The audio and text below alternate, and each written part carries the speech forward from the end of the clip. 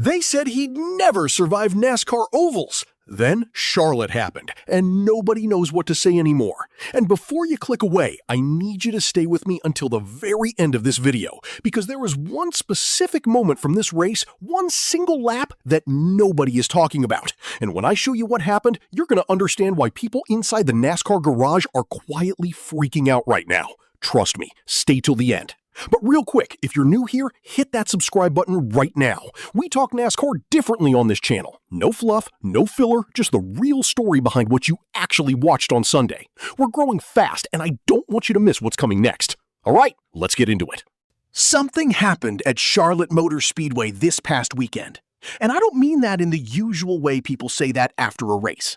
I don't mean someone had a good run, or a surprise result showed up on the leaderboard, or a driver got lucky under caution. I mean something actually shifted. Something that felt different while it was happening. Something that made you put your phone down, lean forward, and go, wait, is this real? Is this actually happening right now?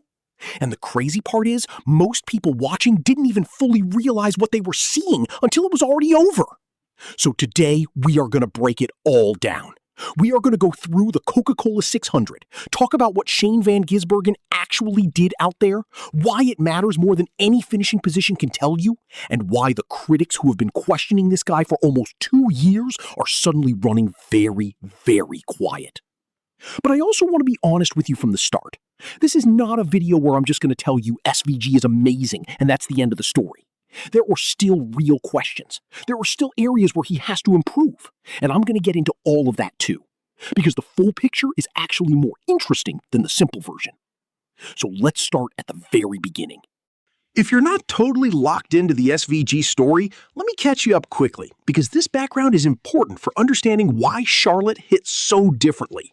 Shane Van Gisbergen came into NASCAR as arguably the most decorated active driver in supercars history. Multiple championships, dominant career, one of the most respected racers in the Southern Hemisphere. And when Trackhouse Racing brought him over to compete in the Cup Series, the expectations were immediately complicated. On one hand, everyone who follows motorsport globally knew this guy could flat out drive a race car. His instincts, his racecraft, his ability to find speed where others couldn't, those skills don't just disappear because you change series. But on the other hand, NASCAR is not like anything else in the world. The ovals alone are a completely different universe. Intermediate tracks, super speedways, short tracks, each one demands a unique skill set that takes years to develop. And SVG was coming in with almost no oval experience at all. None. Zero. He was essentially a professional race car driver who had to start from scratch on an entirely different type of circuit. And that gave his critics a very simple, very clean argument. Road courses? Sure, he'll dominate. But wait until he gets to Charlotte. Wait until he gets to Michigan. Wait until he has to battle for position on a 1.5-mile intermediate oval for 400 or 500 laps. That's where the experiment falls apart. For a while, honestly, those critics had some evidence on their side. The transition was not always smooth. There were moments that looked rough, moments where you could see the inexperience, moments where you thought, okay, this is a guy who is still figuring it out, and figuring it out in public is never pretty. But here's what a lot of people missed while they were busy making those arguments. They forgot to track the progress. They locked in on an early version of SVG on ovals and never updated their opinion. And that is a very dangerous mistake when you're watching a driver who is developing as quickly as this one. Charlotte didn't come out of nowhere. If you were paying close attention this season, there were signs. Let's go back to Atlanta earlier in the year. Shane Van Gisbergen had what many people called the best oval performance of his NASCAR Cup Series career up to that point. The race was chaotic, it was physical, it was exactly the kind of super speedway racing that can chew up an inexperienced driver and spit them out before halfway. But SVG navigated it. He absorbed the chaos, dealt with multiple scary moments, and came out with a 6th-place finish. Now, a 6th-place finish at Atlanta might not sound like breaking news, but when you understand the context, a driver who was supposed to be lost on ovals, competing in one of the most unpredictable and dangerous environments in NASCAR, it was significant. It was a data point. It was evidence. Then there was Daytona. Before getting caught in one of those unavoidable multi-car situations that end so many drivers' days early at that track, SVG was running near the front and looking genuinely comfortable in the draft. His ability to manage the superspeedway pack, to position himself, to understand where to be and where not to be, it all looked dramatically better than what people expected going into the season. Again, another data point, another piece of evidence quietly stacking up. And all while this oval development was happening, he wasn't losing what made him special in the first place. Not even close. At Watkins Glen this season, he went out there and put on an absolute clinic. Road course specialist? That word doesn't even feel big enough anymore. He won by more than 7 seconds. 7 seconds in modern NASCAR racing, where the competition is so tight that 3 car lengths can feel like a massive gap. He didn't just win, he won by an embarrassing margin and made it look effortless while doing it. At Circuit of the Americas, even entering the weekend with concerns about their overall pace, he still managed second place and was genuinely in the mix for the win until the very end. So heading into Charlotte, the storyline was already building. The oval progress was real. The road course dominance was still intact. The question was whether Charlotte, one of the most demanding intermediate ovals on the schedule, would confirm what the numbers were starting to suggest or expose the limits that critics still believe were there. Now we get to the race itself, and this is where I want you to really pay attention, because the story of what SVG did at Charlotte is almost entirely different depending on whether you watched the race or just checked the final results the next morning. If you only looked at the box score, you saw an 11th place finish. Respectable. Solid. The kind of result most teams would take on a tough night at a tough track. Not flashy, not a headline, just a decent points day. But that 11th place finish is one of the most misleading numbers in NASCAR this season, because anyone who watched the Coca-Cola 600 from start to finish knows that SVG was not a fringe top 10 driver on Sunday night. He was genuinely, legitimately one of the strongest cars on the track for multiple long stretches of that race. Think about what Charlotte demands. It's not a super speedway where drafting can elevate a mediocre car to the front. It's not a road course where SVG's natural advantage kicks in. Charlotte is a 1.5-mile intermediate oval that rewards speed, patience, tire management, confidence in traffic, and the ability to stay sharp over incredibly long green flag runs. Those were supposed to be the exact areas where Van Gisbergen would struggle. Those were the specific skills that critics said would take years to develop. He didn't struggle. He competed. Through the early stages of the race, the Trackhouse racing machine was quietly building momentum. SVG wasn't flashy about it. He wasn't forcing things. He was doing something that experienced oval racers know is more valuable than almost anything else. He was racing smart, managing his position, preserving his tires, staying out of trouble, keeping himself in striking distance. And then, as the race continued, he started picking off cars. He was running inside the top 10 consistently. He was collecting stage points. He was going door to door with drivers like Christopher Bell and Ty Gibbs, established Cup Series stars who know Charlotte as well as any track on the circuit. And he wasn't just keeping up, he was racing them. Hard, cleanly, aggressively when he had to be, patiently when the situation called for it. Late in the event, with the race winding toward its conclusion, Shane Van Gisbergen was running fifth in the Coca-Cola 600, on one of NASCAR's most demanding intermediate ovals, the same track that critics said would expose him, the same type of racing that analysts spent 2 years saying was his biggest weakness. 5th place. And then, here's where the story gets a little painful if you're an SVG fan. A combination of things went against him in the final stages. Strategy decisions, a pit stop that cost time, and an unfortunate restart sequence all pushed him back through the field before the rain finally ended the event officially. The result became 11th, but the performance was 5th. And that gap between what happened and what the record books will show is the entire point of this video. Because the people inside the NASCAR garage, they saw it. The crews, the engineers, the other drivers, the team managers, they pay attention to things that fans sometimes miss. And what they saw at Charlotte was not a driver scraping by. It was not a driver surviving. It was a driver competing at a legitimate level on one of the hardest tracks in the sport. Here's the thing about criticism in NASCAR. It's easy to lock on to a narrative and ride it. Driver can't handle ovals. That becomes the story. And once that story gets established, it takes a lot to change it. A couple of good results get dismissed as flukes. A bad week gets pointed to as proof the critics were right all along. The narrative becomes self-reinforcing. That's exactly what happened with SVG. The road course genius, oval question mark storyline was clean, it was simple, and it was easy to repeat. Every week that he didn't win on an oval felt like confirmation. Every strong road course result felt like it proved the point.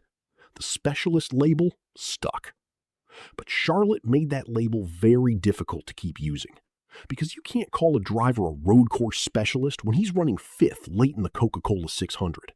You can't dismiss that as luck on a track that doesn't produce lucky results.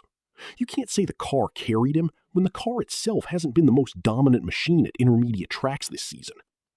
Some of what happened at Charlotte came from the driver. That's not me being a fan. That's the logical conclusion when you look at the whole picture. And the critics are noticing. You can see it in the conversation shifting online. The fans who were loudest about SVG's oval limitations are getting quieter. The analysts who built arguments around his inexperience are starting to add qualifiers. The people who said this was going to take years are watching the timeline compress in real time.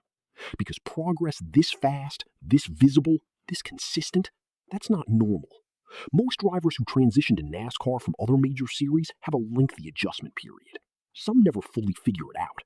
But SVG is moving at a pace that suggests his ceiling might not be anywhere near where people assumed it was. This is the question that makes Charlotte so fascinating. Not just what he did on Sunday night, but what it means for what comes next. A year ago, the conversation around Shane Van Gisbergen was almost entirely about whether he could become a consistent point scorer, whether he could build enough oval competence to be a full competitive NASCAR driver, rather than just a specialist weapon for certain weekends. That conversation has already moved forward. We're past that now. The new conversation, the one that Charlotte accelerated significantly, is about ceiling. If he continues developing on intermediate tracks at this rate, if he keeps improving at superspeedways, if he keeps his dominant road course ability completely intact, then what exactly does Shane Van Gisbergen become? The answer that's starting to form in people's minds is uncomfortable for his competitors, because the combination of elite natural road course ability and rapidly improving oval competence doesn't produce a solid points driver. That combination, if the trajectory holds, produces a championship contender. And let me be clear about what I mean when I say championship contender. I'm not talking about someone who sneaks into the playoffs and causes a surprise. I'm talking about a driver who could, over the next year or two, develop into someone who is genuinely dangerous every single week, regardless of what type of track NASCAR shows up at. That is a completely different conversation than where we were 12 months ago, and Charlotte is a big part of why we're having it now. Trackhouse Racing has done something smart by giving him time to develop without massive internal pressure. The patience they've shown has created an environment where SVG can learn without the fear of failure destroying his confidence. And that approach is starting to pay serious dividends. The question now is not whether he belongs in the Cup Series. That debate is over. The question is how good he can actually get. And nobody has a certain answer to that yet. Here's something that doesn't get discussed enough when we talk about SVG's oval development. The learning curve he has navigated is not just about the physical act of driving a different type of racetrack. It's about everything that surrounds it. Understanding how to manage a 600-mile race, understanding tire degradation cycles across a full fuel run, understanding when to push and when to protect, understanding traffic patterns on an intermediate oval where the racing lines are different from anything he experienced in supercars, understanding pit strategy at this level, understanding how to communicate effectively with a crew chief about what the car needs at specific points in a race. All of that is happening simultaneously, and he's doing it while competing against drivers who have been doing this for a decade or more. The fact that he's making it look increasingly natural at Charlotte, of all places, the longest race of the year, one of the most demanding events on the calendar, says something significant about his capacity as a racing driver. Some people are born with natural speed. Lots of drivers have that. fewer drivers have the ability to absorb information at speed, adapt their approach in real time, and consistently improve week over week in unfamiliar conditions. That's a different and rarer quality, and SVG appears to have it. Here is where we land after everything we've talked about today. Shane Van Gisbergen came to NASCAR with a label: Road Course Genius. Oval? Question mark. Spectacular specialist? Limited scope. Charlotte didn't fully erase that label. Nothing from a single race ever fully erases anything. But it bent it. It cracked it. It made the people who were most confident in it start looking around uncomfortably, wondering if they had gotten the story wrong. The progress is real. The improvement is documented. And the ceiling, the thing that matters most for what SVG's NASCAR future actually looks like, is starting to feel genuinely unlimited. If you walked into the 2025 season believing he would always be a road course act and nothing more, Charlotte should have at least introduced some doubt into that position. And doubt, when you're watching a racing driver develop in real time, is usually the first sign that something special is happening. The rest of the Cup Series would probably prefer we weren't talking about this quite yet, because a version of SVG who competes at this level on ovals, while remaining absolutely terrifying on road courses, is not a driver you want getting comfortable. He's getting comfortable. And honestly, the most interesting question going forward isn't whether the critics were wrong. It's figuring out exactly how wrong they were. Keep watching this one closely. The story is far from over. Drop your thoughts in the comments. Do you think Charlotte was a turning point, or do you still need more evidence before you're fully convinced? I want to hear where you stand. And make sure you're subscribed so you don't miss when we break down whatever happens next. Because with SVG right now, it feels like something is always about to happen. I'll see you in the next one.